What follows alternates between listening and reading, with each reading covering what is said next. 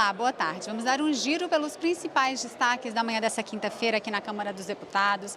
A gente começa falando da audiência pública que aconteceu na Comissão de Legislação Participativa, que discutiu a situação financeira da empresa brasileira de Correios e Telégrafos, os Correios que amargam prejuízos aí da ordem de 2 bilhões ao ano. O presidente da autarquia dos Correios esteve aqui.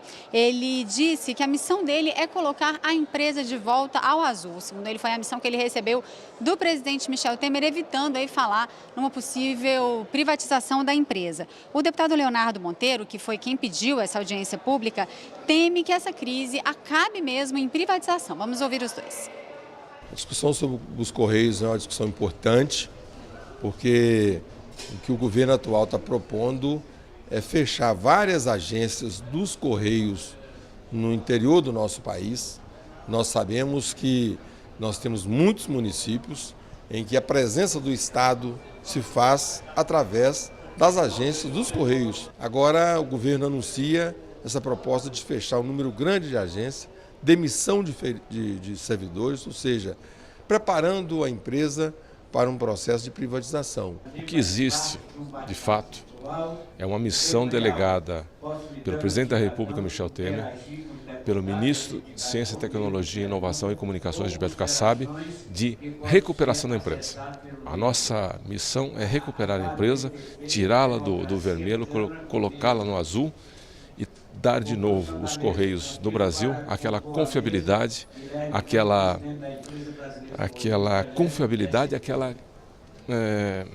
aquele carinho que todo brasileiro tem pela empresa.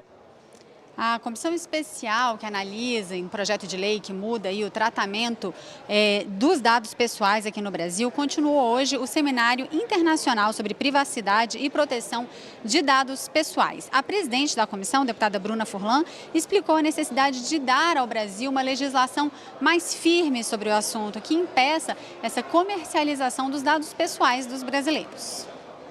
Nós sabemos que hoje a internet ela está muito presente na vida de todo cidadão. E não só na internet, quando nós preenchemos um cadastro, quando nós deixamos os nossos dados, o que é que essas empresas ou aplicativos fazem com esses dados? Elas comercializam, mas em algum momento isso gera um prejuízo para o cidadão.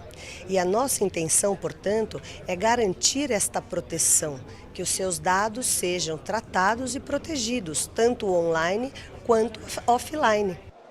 A comissão especial que discute um projeto que pode tornar permanente o Fundeb voltou a discutir essa proposta hoje numa audiência pública. Pela lei vigente hoje, o Fundo de Desenvolvimento da Educação Básica e Valorização do Magistério perderia validade, deixaria de existir no ano de 2020. Todos os debatedores que já passaram lá pela comissão concordam com a importância de manter, então, o funcionamento do Fundeb. A Andréia Gouveia, da Associação Nacional da Pós-Graduação e Pesquisa, falou da importância de se tratar a educação desse ponto de vista do investimento. Vamos dar uma olhada.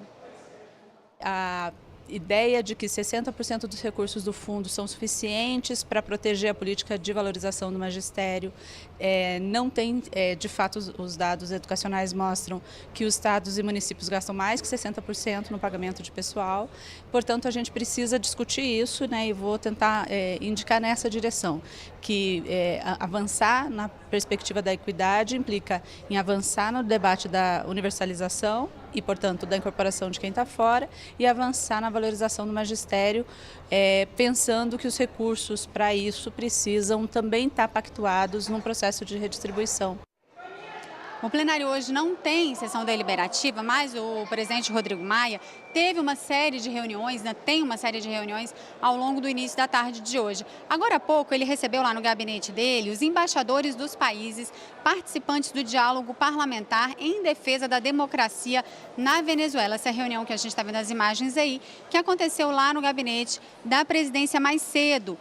Logo, um pouco antes de entrar nessa reunião, ele falou, deu uma entrevista rápida, coletiva, dizendo que deve instalar nas próximas semanas a comissão especial que deve analisar o projeto que trata do abuso de autoridade, esse projeto que foi aprovado já pelo Senado, está vindo aqui para a Câmara. Depois dessa reunião também ele seguiu para um encontro no Supremo Tribunal Federal, um encontro com a presidente do Supremo, ministra Carmen Lúcia, outros ministros também. Eles discutiram o projeto que deve ser votado aqui na Câmara na semana que vem e que regulariza os incentivos fiscais concedidos por vários estados, alguns desses incentivos sem a concordância do CONFAZ, o Conselho Nacional de Política Fazendária.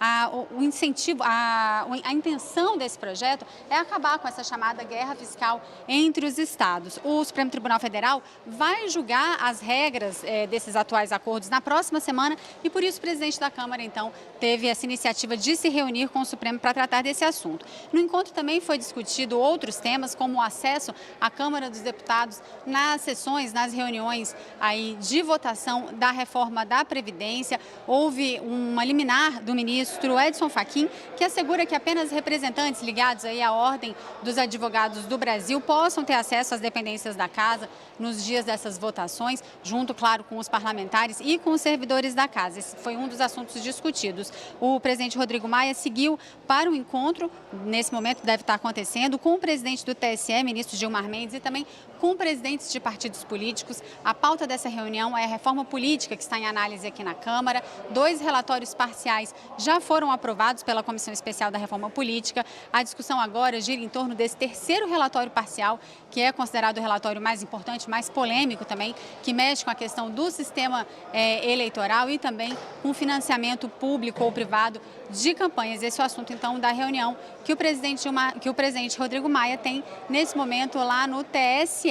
Esses são os principais destaques da manhã dessa quinta-feira aqui na Câmara dos Deputados. Você fica agora com a sessão não deliberativa no plenário Ulisses Guimarães. Para você, uma boa tarde.